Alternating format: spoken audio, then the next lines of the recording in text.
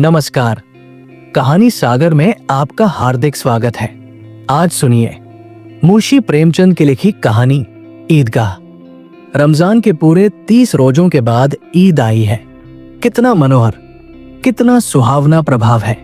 वृक्षों पर अजीब हरियाली है, खेतों में कुछ अजीब रौनक है, आसमान पर कुछ अजीब लालिमा है। आज का सूर्य देखो, कितना प्यारा, कितना शीतल है, यानी संसार को ईद की बधाई दे रहा है।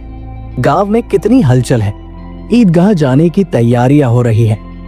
किसी के कुर्ते में बटन नहीं है, पड़ोस के घर में सुई धागा लेने दौड़ा जा रहा है। किसी के जूते कड़े हो गए हैं, उनमें तेल डालने के लिए तेली के घर पर भागा जाता है। जल्दी जल्दी बैलों को सानी पानी दे दे।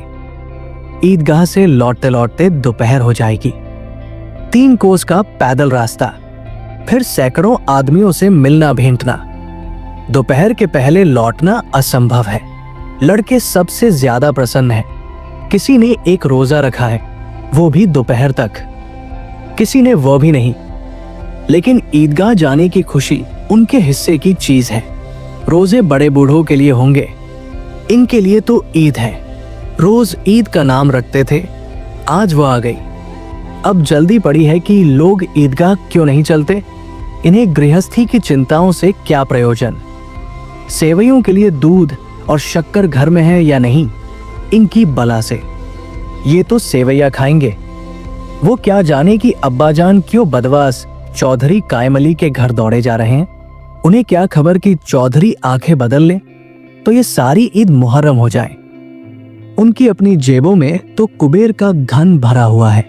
बार बार जेब से अपना खजाना निकाल कर गिनते हैं और खुश होकर फिर रख लेते हैं। महमूद गिनता है 1, 2, 10, 12। उसके पास 12 पैसे हैं। मोहसिन के पास 1, 2, 3, 8, 9, 15 पैसे। इन्हीं अनगिनती पैसों में अनगिनती चीजें लाएंगे। खिलौने, मिठाइयाँ, बिगुल, गेंद और जाने क्या क्या। और सबसे ज्यादा प्रसन्न है हामिद, वो 4-5 साल का गरीब सूरत दुबला पतला लड़का, जिसका बाप गत वर्ष हैजे की भेंट हो गया और मां न जाने क्यों पीली होती होती एक दिन मर गई। किसी को पता क्या बीमारी थी, कहती तो कौन सुनने वाला था। दिल पर जो कुछ बीतती थी वो दिल में ही सहती थी, और जब न सहा गया तो संसार से विदा हो गई। अब हामिद अपनी बूढ़ी दादी अमीना की गोद में सोता है और उतना ही प्रसन्न है। उसके अब्बाजान रुपए कमाने गए हैं, बहुत सी थैलियां लेकर आएंगे। अम्मी जान अल्लाह मियाँ के घर से उसके लिए बड़ी अच्छी अच्छी चीजें लाने गई है, इसलिए हामिद प्रसन्न है। आशा तो बड़ी चीज है, और फिर बच्चों की आशा, उनकी कल्पना तो राई का पर्वत बना लेती है। हामिद के पाँव में जूते नहीं हैं, सिर पर एक पुरानी धुरानी टोपी है जिसका गोटा काला पड़ गया है, फिर भी वो प्रसन्न है। जब उसके अब्बाजान थैलिया और अम्मीजान नियामतें लेकर आएंगी तो वो दिल से अरमान निकाल लेगा। तब देखेगा मोहसिन, नूरे और सम्मी कहां से उतने पैसे निकालेंगे। अभागिन अमीना अपनी कोठरी में बैठी रो रही है। आज ईद का दिन, उसके घर में दाना नहीं। आज आबिद होता तो क्या इसी तरह ईद आती और चली जाती। इस अंधकार और निराशा में वो डूबी जा रही है। किसने बुलाया था इस निगोड़ी ईद को।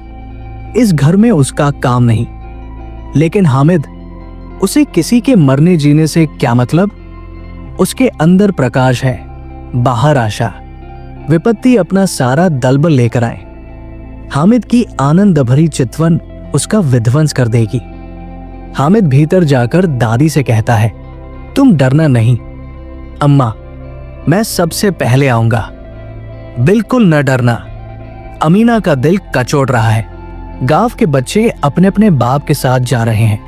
हामिद का बाप अमीना के सिवा और कौन है। उसे कैसे अकेले मिले जाने दे। उस भीड़ भाड़ से बच्चा कहीं खो जाए तो क्या हो। नहीं, अमीना उसे यूं न जाने देगी। नन्ही सी जान, 3 कोस चलेगा कैसे। पैर में छाले पड़ जाएंगे। जूते भी तो नहीं है। वो थोड़ी थोड़ी दूर पर उसे गोद में ले लेती। लेकिन यहाँ सेविया कौन पकाएगा? पैसे होते तो लौटते लौटते सब सामग्री जमा करके चटपट बना लेती। यहाँ तो घंटों चीजें जमा करते लगेंगे। मांगे का ही तो भरोसा ठहरा। उस दिन फहीमन के कपड़े सिले थे, 8 आने पैसे मिले थे।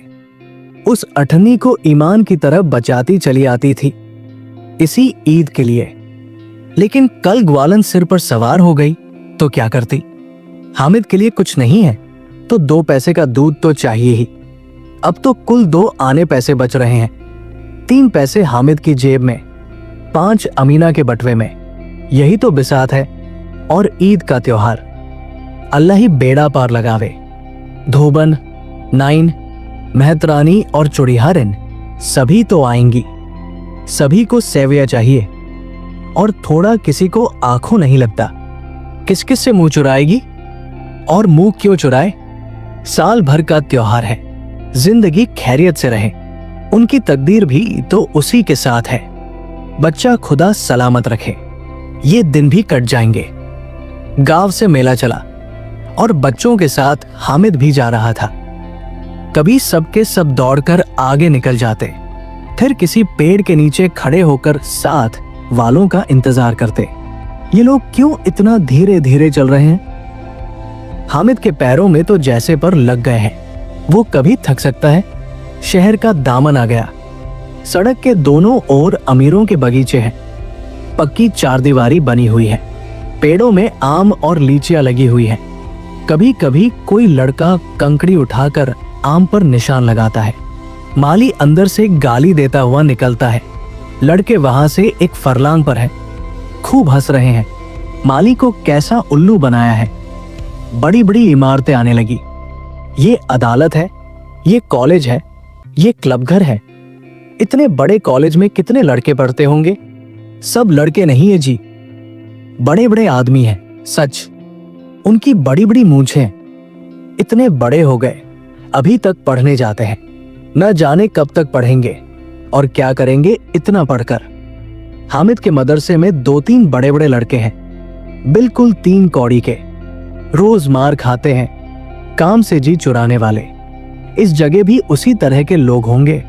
और क्या, क्लब घर में जादू होता है। सुना है यहाँ मुर्दों की खोपड़ियां दौड़ती है और बड़े बड़े तमाशे होते हैं, पर किसी को अंदर नहीं जाने देते। और वहां शाम को साहब लोग खेलते हैं।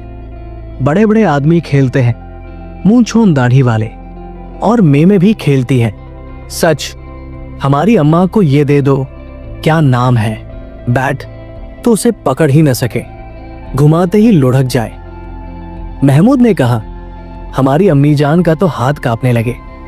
अल्लाह कसम। मोहसिन बोला, चलो मनो आटा पीस डालती है, जरा सा बैट पकड़ लेंगी तो हाथ कांपने लगेंगे। सैकड़ों घड़े पानी रोज निकालती है, 5 घड़े तो तेरी भैंस पी जाती है। किसी मेम को एक घड़ा पानी भरना पड़े तो आंखों तले अंधेरा आ जाए। महमूद, लेकिन दौड़ती तो नहीं, उछल कूद तो नहीं सकती। मोहसिन, हाँ, उछल कूद तो नहीं सकती, लेकिन उस दिन मेरी गाय खुल गई थी और चौधरी के खेत में जा पड़ी थी। अम्मा इतना तेज दौड़ी कि मैं उन्हें ना पा सका। सच। आगे चले। हलवाइयों की दुकानें शुरू हुई। आज खूब सजी हुई थी। इतनी मिठाइयां कौन खाता है? देखो ना, एक एक दुकान पर मनो होंगी। सुना है रात को जिन्नात आकर खरीद ले जाते हैं। अब्बा कहते थे कि आधी रात को एक आदमी हर दुकान पर जाता है और जितना माल बचा होता है वो तुलवा लेता है और सचमुच के रुपए देता है। बिल्कुल ऐसे ही रुपए। हामिद को यकीन न आया, ऐसे रुपए जिन्नात को कहां से मिल जाएंगे? मोहसिन ने कहा, जिन्नात को रुपए की क्या कमी, जिस खजाने में चाहे चले जाए। लोहे के दरवाजे तक उन्हें नहीं रोक सकते जनाब। आप है किस फेर में? हीरे जवाहरात तक उनके पास रहते हैं। जिससे खुश हो गए उसे टोकरों जवाहरात दे दिए। अभी यही बैठे हैं, 5 मिनट में कलकत्ता पहुंच जाए। हामिद ने फिर पूछा, जिन्नात बहुत बड़े बड़े होते हैं? मोहसिन, एक एक सिर आसमान के बराबर होता है जी।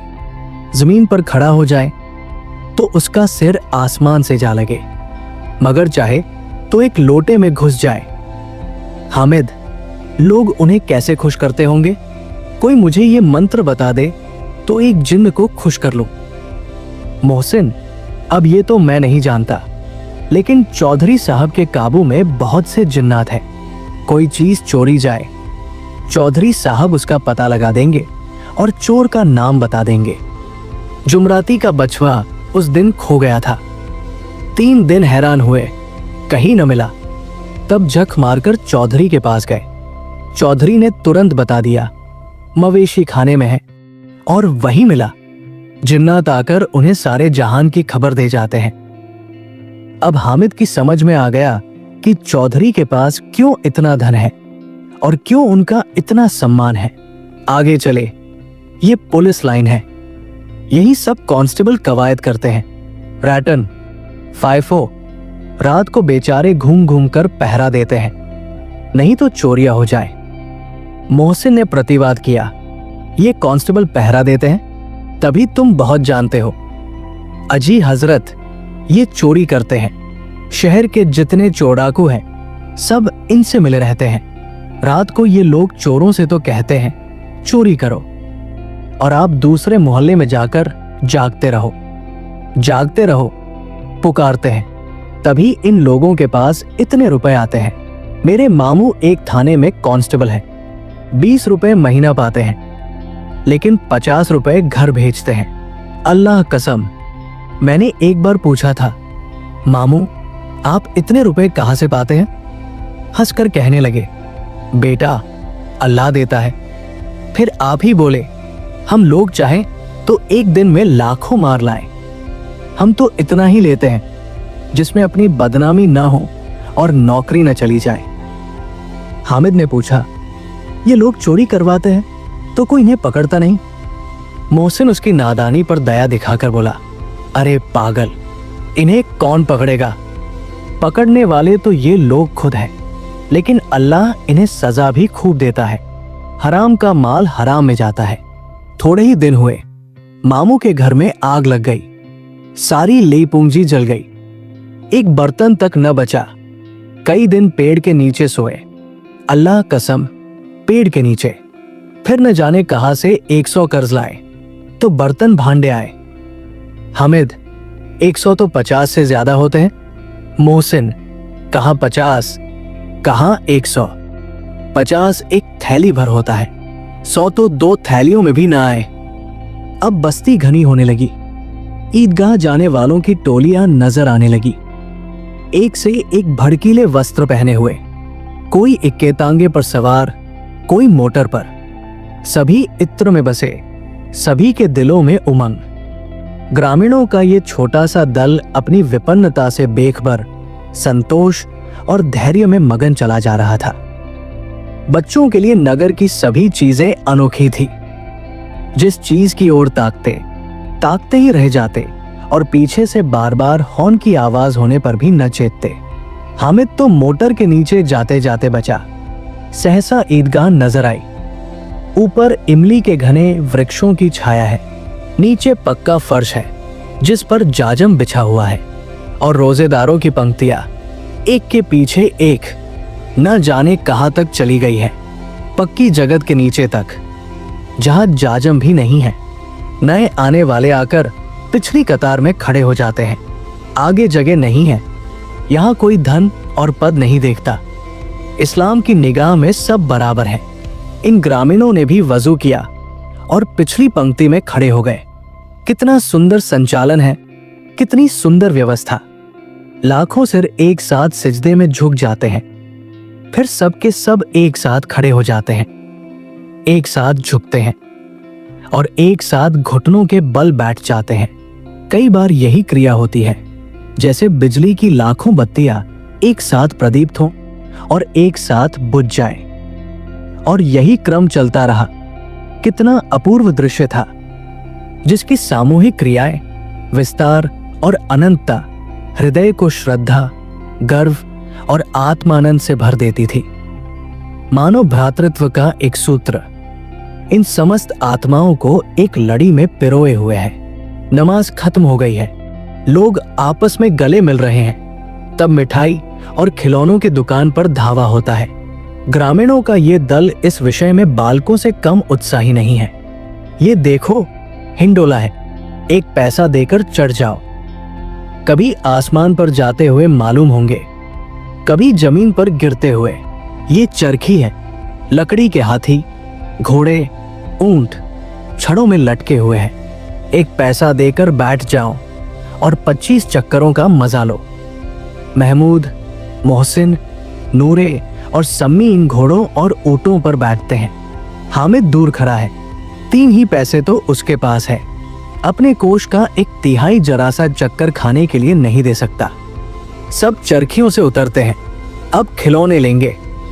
इधर दुकानों की कतार लगी हुई है, तरह तरह के खिलौने हैं। सिपाही और गुजरिया, राजा और वकील, भिश्ती और धोबिन और साधु। वाह, कितने सुंदर खिलौने हैं। अब बोल ही चाहते हैं। महमूद सिपाही लेता है, खाकी वर्दी और लाल पगड़ी वाला, कंधे पर बंदूक रखे हुए। मालूम होता है अभी कवायद किए चला रहा है। मोहसिन को भिश्ती पसंद आया, कमर झुकी हुई है, ऊपर मशक रखे हुए हैं। मशक का मुंह एक हाथ से पकड़े हुए है। कितना प्रसन्न है, शायद कोई गीत गा रहा है। बस मशक से पानी उड़ेलना ही चाहता है। नूरे को वकील से प्रेम है। कैसी विद्वता है उसके मुख पर। काला चोगा, नीचे सफेद अचकन, अचकन के सामने की जेब में घड़ी, सुनहरी जंजीर, एक हाथ में कानून का पोथा लिए हुए। मालूम होता है अभी किसी अदालत से जरा या बहस किए चले आ रहे हैं। ये सब 2-2 पैसे के खिलौने हैं। हामिद के पास कुल 3 पैसे हैं। इतने महंगे खिलौने वो कैसे ले? खिलौना कहीं हाथ से छूट पड़े तो चूर चूर हो जाए, जरा पानी पड़े तो सारा रंग घुल जाए। ऐसे खिलौने लेकर वो क्या करेगा? किस काम के? मोहसिन कहता है मेरा भिश्ती रोज पानी दे जाएगा। साजिश बेरे, महमूद और मेरा सिपाही घर का पहरा देगा। कोई चोर आएगा तो फौरन बंदूक से फायर कर देगा। नूरे और मेरा वकील खूब मुकदमा लड़ेगा। समी और मेरी धोबिन रोज कपड़े धोएगी। हामिद खिलौनों की निंदा करता है, मिट्टी ही के तो है, गिरे तो चकनाचूर हो जाए। लेकिन ललचाई हुई आंखों से खिलौनों को देख रहा है और चाहता है कि जरा देर के लिए उन्हें हाथ में ले सके। उसके हाथ अनायास से लपकते हैं, लेकिन लड़के इतने त्यागी नहीं होते, विशेषकर जब अभी नया शौक है। हामिद ललचाता रह जाता है। खिलौनों के बाद मिठाइयाँ आती हैं। किसी ने रेवड़ियाँ ली हैं, किसी ने गुलाब जामुन, किसी ने सोहन हलवा। मजे से खा रहे हैं। हामिद बिरादरी से पृथक है। अभागे के पास 3 पैसे हैं, क्यों नहीं कुछ लेकर खाता? ललचाई आंखों से सबकी ओर देखता है। मोहसिन कहता है हामिद, रेवड़ी ले जा, कितनी खुशबूदार है।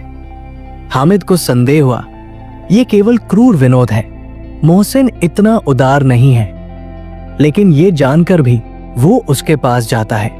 मोहसिन दोने से एक रेवड़ी निकालकर हामिद की ओर बढ़ाता है। हामिद हाथ फैलाता है। मोहसिन रेवड़ी अपने मुंह में रख लेता है। महमूद, नूरे और सम्मी खूब तालियां बजा जाकर हंसते हैं। हामिद खिसिया जाता है। मोहसिन, अच्छा अब की जरूर देंगे हामिद, अल्लाह कसम, ले जा। हामिद, रखे रहो, क्या मेरे पास पैसे नहीं है?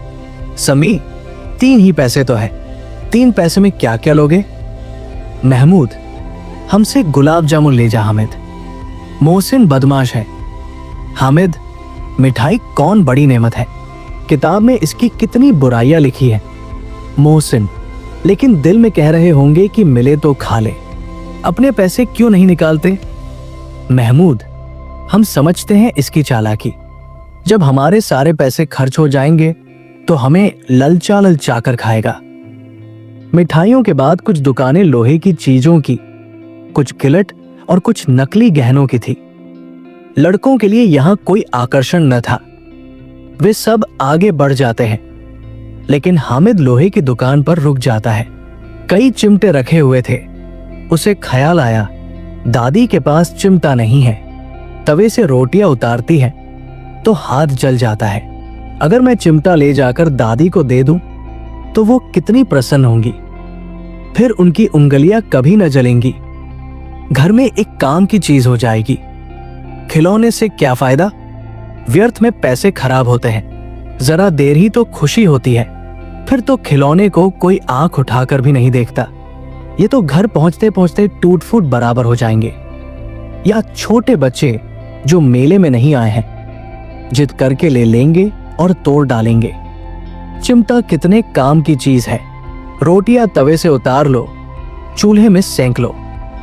कोई आग मांगने आए तो चटपट चूल्हे से आग निकालकर उसे दे दो। अम्मा बेचारी को कहां फुर्सत है कि बाजार आए, और इतने पैसे ही कहां मिलते हैं, रोज हाथ जला लेती है। हामिद के साथ ही आगे बढ़ गए हैं। सबील पर सबके सब शरबत पी रहे हैं। देखो सब कितने लालची हैं। इतनी मिठाइयां ली, मुझे किसी ने एक भी न दी। उस पर कहते हैं मेरे साथ खेलो, मेरा ये काम करो। अब अगर किसी ने कोई काम करने को कहा तो पूछूंगा, खाए मिठाइयां, आप मुंह सड़ेगा, फोड़े फुंसियां निकलेंगी, आप ही जबान चटोरी हो जाएगी। तब घर से पैसे चुराएंगे और मार खाएंगे। किताब में झूठी बातें थोड़े ही लिखी है, मेरी जबान क्यों खराब होगी। अम्मा चिमटा देखते ही दौड़कर मेरे हाथ से ले लेंगी और कहेंगी, मेरा बच्चा अम्मा के लिए चिमटा लाया है, कितना अच्छा लड़का है। इन लोगों के खिलौने पर कौन इन्हें दुआएं देगा। बड़ों की दुआएं सीधे अल्लाह के दरबार में पहुंचती है और तुरंत सुनी जाती है। मेरे पास पैसे नहीं है, तभी तो मोहसिन और महमूद यूं मिजाज दिखाते हैं। मैं भी इनसे मिजाज दिखाऊंगा। खेले खिलौने और खाए मिठाइयां। मैं नहीं खेलता खिलौने, किसी का मिजाज क्यों सहूं। मैं गरीब सही, किसी से कुछ मांगने तो नहीं जाता। आखिर अब्बाजान कभी न कभी आएंगे, अम्मा भी आएंगी ही। फिर इन लोगों से पूछूंगा, कितने खिलौने लोगे। एक एक को टोकरियों भर खिलौने दूंगा और दिखा दूंगा कि दोस्तों के साथ इस तरह का सलूक किया जाता है। ये नहीं कि एक पैसे की रेवड़ियां ली तो चिढ़ा चिढ़ा कर खाने लगे। सबके सब खूब हंसेंगे कि हामिद ने चिमटा लिया है। हंसे मेरी बला से। उसने दुकानदार से पूछा, ये चिमटा कितने का है। दुकानदार ने उसकी ओर देखा और कोई आदमी साथ न देखकर कहा, तुम्हारे काम का नहीं है जी। बिकाऊ है कि नहीं। बिकाऊ क्यों नहीं है, और यहाँ क्यों लाद लाए हैं, तो बताते क्यों नहीं। कितने पैसे का है। 6 पैसे लगेंगे। हामिद का दिल बैठ गया। ठीक ठीक 5 पैसे लगेंगे, लेना हो लो, नहीं तो चलते बनो। हामिद ने कलेजा मजबूत करके कहा, 3 पैसे लोगे। ये कहता हुआ वो आगे बढ़ गया कि दुकानदार की घुड़कियां न सुने। लेकिन दुकानदार ने घुड़कियां नहीं दी, बुलाकर चिमटा दे दिया।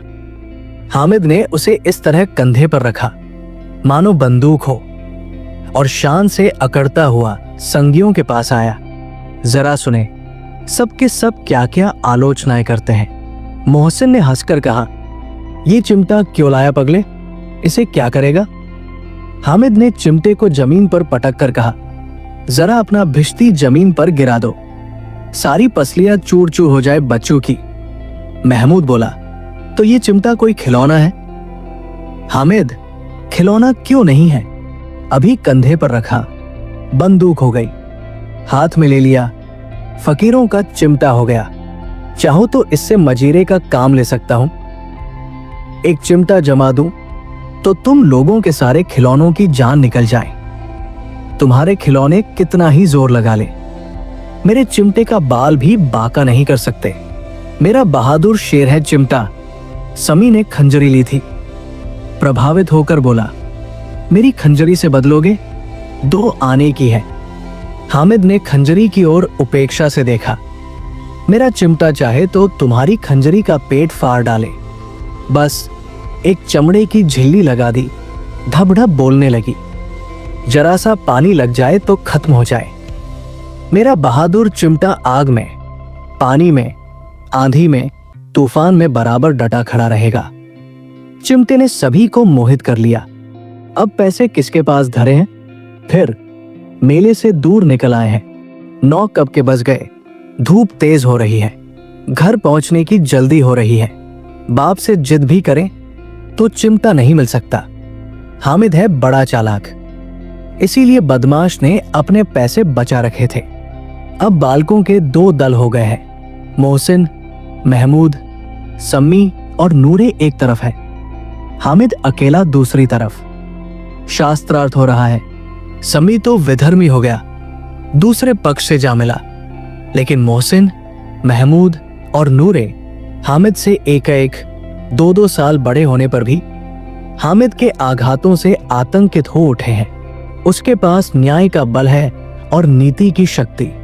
एक ओर मिट्टी है, दूसरी ओर लोहा, जो इस वक्त अपने को फौलाद कह रहा है। वो अजेय है, घातक है। अगर कोई शेर आ जाए तो मियाँ भिश्ती के छक्के छूट जाए। मियाँ सिपाही मिट्टी की बंदूक छोड़कर भागे, वकील साहब की नानी मर जाए और वह चोगे में मुंह छिपाकर जमीन पर लेट जाए, मगर ये चिमटा, ये बहादुर, ये रुस्तमहन लपक कर शेर की गर्दन पर सवार हो जाएगा और उसकी आंखें निकाल लेगा। मोहसिन ने एड़ी चोटी का जोर लगाकर कहा, अच्छा, पानी तो नहीं बरस सकता। हामिद ने चिमटे को सीधा खड़ा करके कहा, भिश्ती को एक डांड बताएगा तो दौड़ा हुआ पानी लाकर उसके द्वार पर छिड़कने लगेगा। मोहसिन परास्त हो गया, पर महमूद ने कुमुक पहुंचाई। अगर बच्चा पकड़ जाए तो अदालत में बंधे बंधे फिरेंगे, तब तो वकील साहब के पैरों पड़ेंगे। हामिद इस प्रबल तर्क का जवाब न दे सका। उसने पूछा, हमें पकड़ने कौन आएगा? नूरे ने अकड़ कर कहा, ये सिपाही बंदूक वाला। हामिद ने मुंह चिढ़ाकर कहा, ये बेचारे हम बहादुर रुस्तमहन को पकड़ेंगे। अच्छा, लाओ, अभी जरा कुश्ती हो जाए। इसकी सूरत देखकर दूर से भागेंगे, पकड़ेंगे क्या बेचारे। मोहसिन को एक नई चोट सूझ गई। तुम्हारे चिमटे का मुंह रोज आग में जलेगा। उसने समझा था कि हामिद लाजवाब हो जाएगा, लेकिन ये बात न हुई। हामिद ने तुरंत जवाब दिया, आग में बहादुर ही कूदते हैं जनाब। तुम्हारे ये वकील, सिपाही और भिश्ती लौंडियों की तरह घर में घुस जाएंगे। आग में कूदना वो काम है जो ये रुस्तमहन ही कर सकता है। महमूद ने एक जोर लगाया, वकील साहब कुर्सी मेज पर बैठेंगे, तुम्हारा चिमटा तो बावर्ची खाने में जमीन पर पड़ा रहेगा। इस तर्क ने सम्मी और नूरे को भी सजीव कर दिया। कितने ठिकाने की बात कही है पट्टे ने। चिमटा बावर्ची खाने में पड़ा रहने के सिवा और क्या कर सकता है? हामिद को कोई फड़कता हुआ जवाब न सूझा तो उसने धांधली शुरू की, मेरा चिमटा बावर्ची खाने में नहीं रहेगा। वकील साहब कुर्सी पर बैठेंगे तो जाकर उन्हें जमीन पर पटक देगा और उनका कानून उनके पेट में डाल देगा। बात कुछ बनी नहीं, खासी गाली गलौज थी, लेकिन कानून को पेट में डालने वाली बात छा गई। ऐसी छा गई कि तीनों सुरमा मुंह ताकते रह गए, मानो कोई धेलचा कनकौआ किसी गंडे वाले कनकौए को काट गया हो। कानून मुंह से बाहर निकलने वाली चीज है, उसको पेट के अंदर डाल दिया जाना बेतुकी सी बात होने पर भी कुछ नयापन रखती है। हामिद ने मैदान मार लिया। अब इसमें मोहसिन, महमूद, नूरे, समी किसी को भी आपत्ति नहीं हो सकती। विजेता को हारने वालों से जो सत्कार मिलना स्वाभाविक है, वो हामिद को भी मिला और लोगों ने 3-3, 4-4 आने पैसे खर्च किए, पर कोई काम की चीज न ले सके। हामिद ने 3 पैसे में रंग जमा लिया। सच ही तो है, खिलौनों का क्या भरोसा, टूट फूट जाएंगे। हामिद का चिमटा तो बना रहेगा बरसों। संधि की शर्तें तय होने लगी। मोहसिन ने कहा, जरा अपना चिमटा दो, हम भी देखें। तुम हमारा भिश्ती लेकर देखो।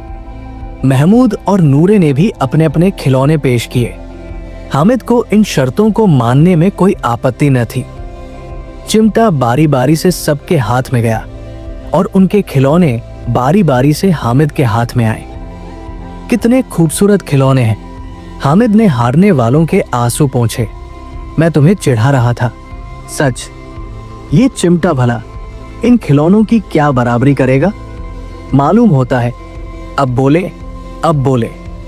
लेकिन मोहसिन की पार्टी को इस दिलासे से संतोष नहीं होता। चिमटे का सिक्का खूब बैठ गया है। चिपका हुआ टिकट अब पानी से नहीं छूट रहा है। मोहसिन, लेकिन इन खिलौनों के लिए कोई हमें दुआ तो ना देगा? महमूद, दुआ को लिए फिरते हो, उल्टे मार न पड़े।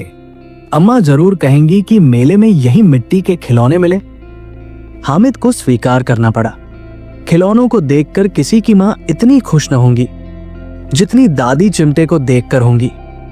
3 पैसों ही में तो उसे सब कुछ करना था और उन पैसों के इस उपयोग पर पछतावे की बिल्कुल जरूरत न थी। फिर अब तो चिमटा रुस्तमहिंद है और सभी खिलौनों का बादशाह। रास्ते में महमूद को भूख लगी। उसके बाप ने केले खाने को दिए। महमूद ने केवल हामिद को साझी बनाया। उसके अन्य मित्र मुंह ताकते रह गए। ये उस चिमटे का प्रसाद था।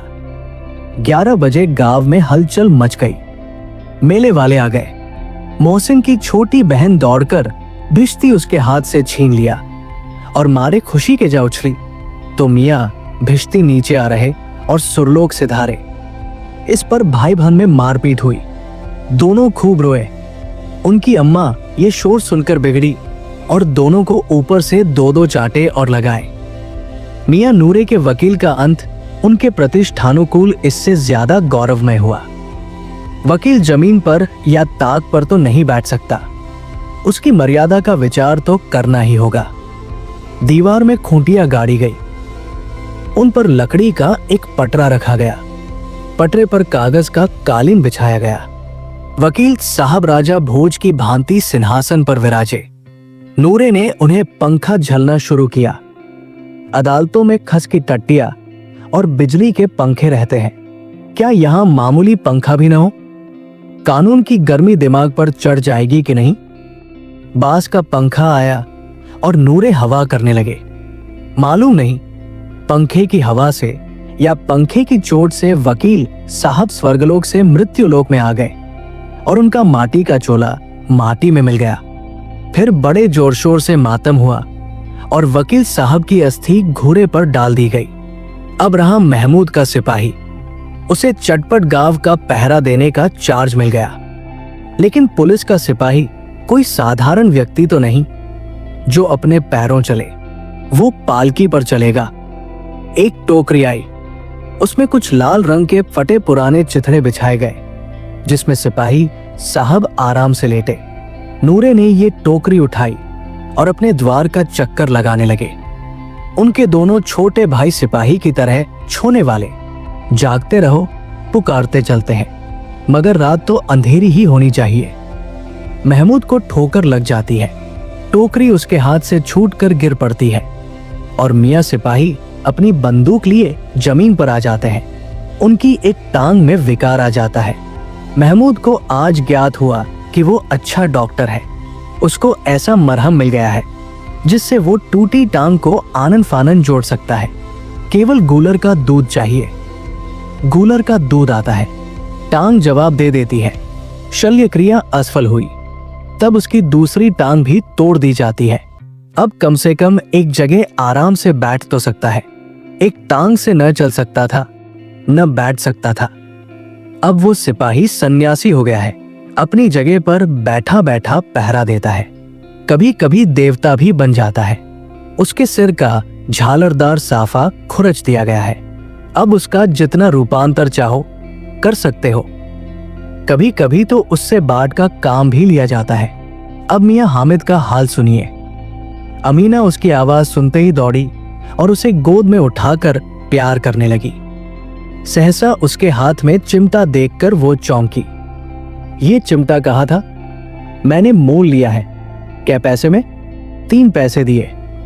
अमीना ने छाती पीट ली। ये कैसा बेसमझ लड़का है कि दोपहर हुआ, कुछ खाया न पिया। लाया क्या? चिमटा। सारे मेले में तुझे और कोई चीज न मिली जो ये लोहे का चिमटा उठा लाया। हामिद ने अपराधी भाव से कहा, तुम्हारी उंगलियां तवे से जल जाती थी, इसलिए मैंने इसे लिया। बुढ़िया का क्रोध तुरंत स्नेह में बदल गया, और स्नेह भी वो नहीं जो प्रगल्भ होता है और अपनी सारी कसक शब्दों में बिखेर देता है। ये मूक स्नेह था, खूब ठोस, रस और स्वाद से भरा हुआ। बच्चे में कितना त्याग, कितना सद्भाव और कितना विवेक है। दूसरों को खिलौने लेते और मिठाई खाते देखकर इसका मन कितना ललचाया होगा। इतना जब्त इससे हुआ कैसे? वहां भी इसे अपनी बुढ़िया दादी की याद बनी रही। अमीना का मन गदगद हो गया। और अब एक बड़ी विचित्र बात हुई, हामिद के इस चिमटे से भी विचित्र। बच्चे हामिद ने बूढ़े हामिद का पाठ खेला था। बुढ़िया अमीना बालिका अमीना बन गई। वो रोने लगी, दामन फैलाकर हामिद को दुआएं देती जाती थी और आंसू की बड़ी बड़ी बूंदें गिराती जाती थी। हामिद इसका रहस्य क्या समझता? आप सुन रहे थे मुंशी प्रेमचंद की लिखी कहानी ईदगाह। ऐसी और प्रेरणादायक कहानियों के लिए हमारे चैनल कहानी सागर को सब्सक्राइब करें। अगर ये कहानी आपके दिल को छू गई हो तो इसे लाइक करें और अपने दोस्तों और परिवार के साथ शेयर करें। धन्यवाद।